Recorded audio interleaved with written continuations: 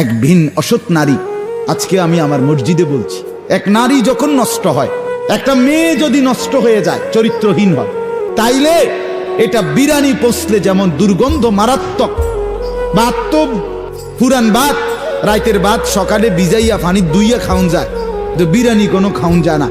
বিরানি যেমন পচে দুর্গন্ধ, এলাকার থেকে এটা সরাইতে হয় বিরানির পোটলা।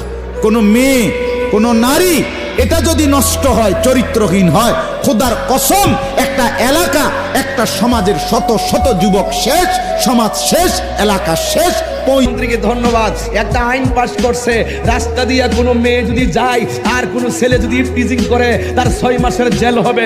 ওয়েলকাম, ওয়েল ডান, আহলান সাহলান, মুবারকবাদ। আমি ধন্যবাদ জানাইলাম, কিন্তু মাননীয় প্রধানমন্ত্রীকে আমি আর একটি কথা পিতলগঞ্জ, রূপগঞ্জ থেকে বলতে চাই। আপনি আইন পাস করেছেন, রাস্তায় যদি কোনো ছেলে মেয়েকে ডিস্টার্ব করে, এই ছেলেকে যদি টিজিং করে, এই ছেলে টিজিং করলে তার 6 মাসের জেল হবে। আপনি আরেকটা আইন পাস করে দেন, রাস্তাঘাটে, দোকান পাঠে, মার্কেটে যদি কোনো মহিলা যদি বেপরদায় চলাফেরা করে।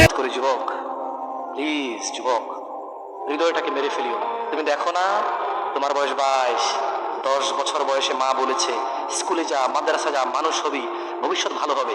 তুমি শোনোনি, ক্রিকেট, ফুটবল, সিনেমা, নাটক, কোথায় বিয়ে, কোথায় গায়ে হলুদ, গান বাজনা বাজিয়ে তোমার জীবন কাটাই দিছো। যুবক দেখো, 22 বছর বয়সে তুমি মূর্খ।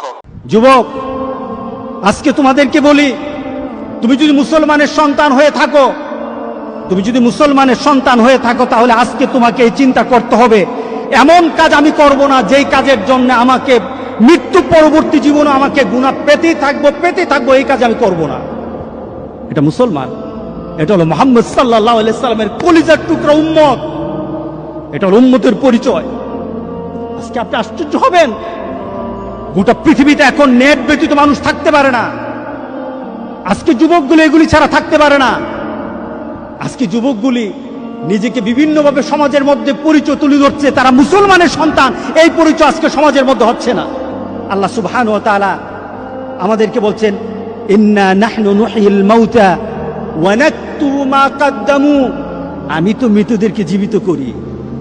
আল্লাহ বলেন, আমি মৃতদেরকে আবার জীবিত করব এবং তাদের কৃতকর্মগুলি আমি সবগুলি লিপিবদ্ধ করে রাখি। ওয়া কুল্লা শাইইন আহসাইনাহু ফি ইমামিন মুবিন। আর প্রত্যেকটি জিনিস সংরক্ষিত আছে, তোমার জীবনের প্রত্যেকটি জিনিস সংরক্ষিত আছে।